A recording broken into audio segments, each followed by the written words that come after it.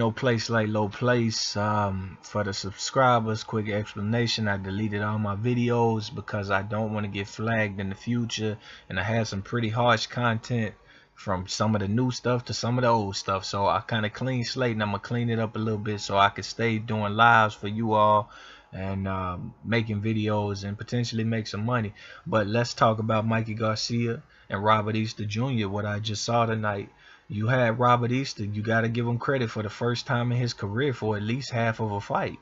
And I'm not giving him credit through the whole fight for this, but for half of a fight, he stuck behind his jab. And I can't even say half of a fight. Sometime half of the round of the first half of the first fight. Half of the rounds for the half of the half of the entire fight.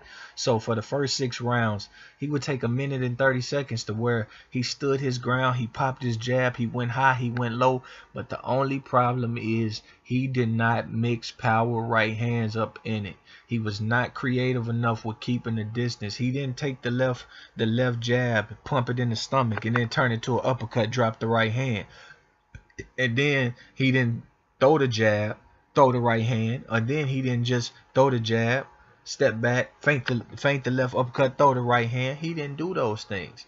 All he did was up and down with the jab, and then after that he would say, okay, I'm gonna go on the move, or I'm gonna be on the ropes. Where Mikey Garcia wasn't no sharp puncher, sharp athlete tonight.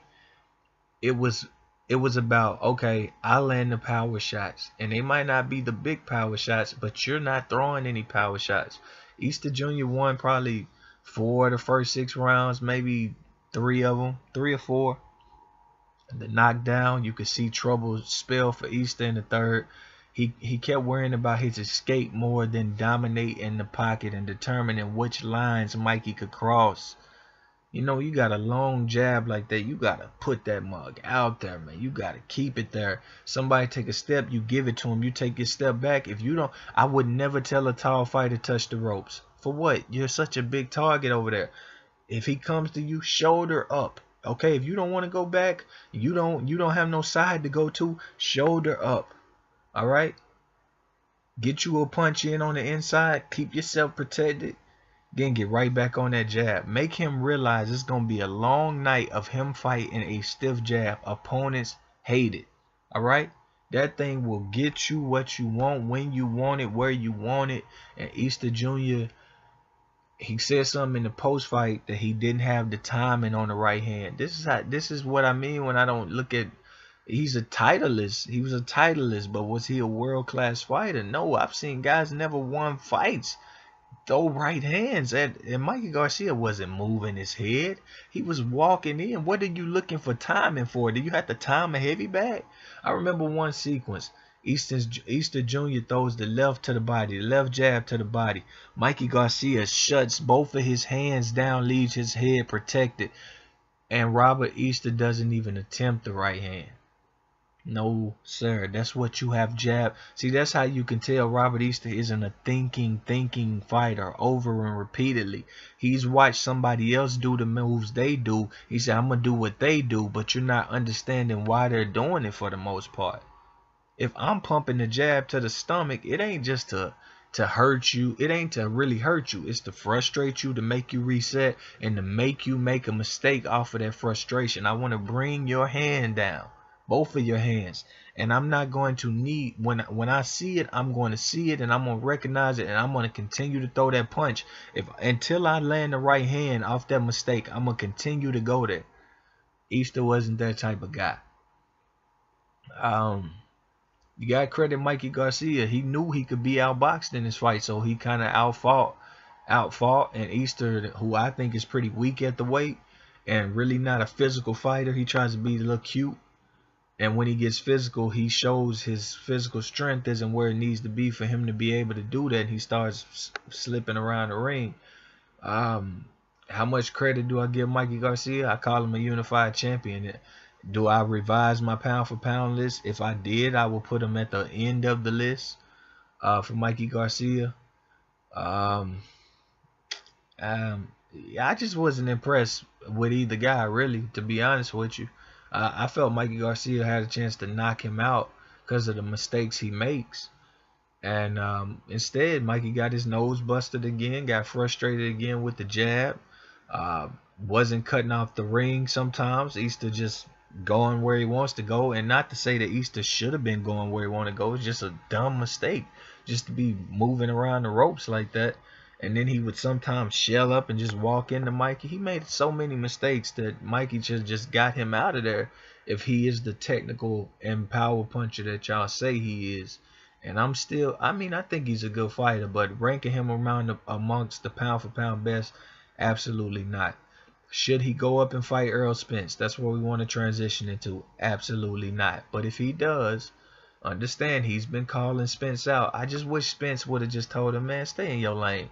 I'll beat the hell out you. Leave me the fuck alone. Spence is sort of like, oh, he's a great fighter. It'll be a great fight. I wish he was more along the line saying something like I just said. Stay in your lane. I'll beat the hell out you. Don't ever say my name again. You a little dude. Alright, if you want some of this, come win a belt and then let me get some credibility for this win. Because you ain't going to beat me or nobody else in this class. You just down there talking. Alright, if you can beat me, come beat a 147-pound Birdo then. And then come see me. Something like that, man. Make these dudes. But I guess Spence, you know, he looking at it as a money thing. I'm not going to give him no credit for the win, me personally. I'm just going to be like, okay, foregone conclusion. Mikey Garcia win the fight. He is one of the pound for pound best, but I don't know. It's just a one-off kind of fight for Spence. But good night. I mean, I guess it's an okay night of fights. It's upsetting that Robert couldn't, you know, he couldn't respect the sport and do, you know, his corner telling him to go on the move after he been hit. No, man. Right hands after that jab, lay that right hand. Okay, hook off that jab. Not hook with the hooker up close. Robert Easter has a problem where he steps into his hooks. He has a lot of flaws for that height. I would have been hooking off the jab, just turning him. Okay, he got me where I'm cornered. I'm going to give him my shoulder, and I'm going to pivot back to my inside, push off, and get right back on my jab. Maybe he lands a body shot there that I can try to catch that ain't really eye-catching, and or something like that, and I'll get right back on my jab, and my jab then is more eye-catching than that shot. It's a trade. You can be tall and have little trade-offs if you know the nuances of escape. Unlike Robert Easter, Robert doesn't have the escape down. He is still escaping using 20 different kind of moves instead of just using a simple smother in and push off and hit you with the jab. And he's wasting energy, and you saw him get depleted of that energy. And yeah, let's say about what round 10, he didn't throw but probably like 2 or 3 punches. It was nothing coming from him. And that's because he had, you know, he was on his bike that round, but he was fucking gassed. Arms was weary. I'm assuming. I don't know. I just felt like Easter. I didn't think he'd win the fight. It was just his night to win a fight. If you were going to win a fight, this was it. Mikey's not a great athlete. Mikey doesn't move his head well. He hasn't dealt with fighters that could frustrate him with length, and you saw it happen. You saw him make mistakes off that length, and Robert just was not a fighter that knew how to capitalize. And that's why I'm not really thinking about Mikey Garcia as one of the best in the world. I still don't feel like he's fought anybody to prove that, and even when he fights guys that's not at that best of the world caliber, guess what he does? He doesn't go outperform people that do perform well when they fought people better than Robert Easter Jr. So he is a unified champion. I think he needs to fight Vasil Lomachenko. That's the fight that one of them will get pound for pound credit from me. That's the fight they need. Ain't no place like low place. Leave Earl Spence alone. That fight is useless to Garcia. He will get bodied. Fight Lomachenko. I think he's ducking Lomachenko. Ain't no place like low place. I'm out.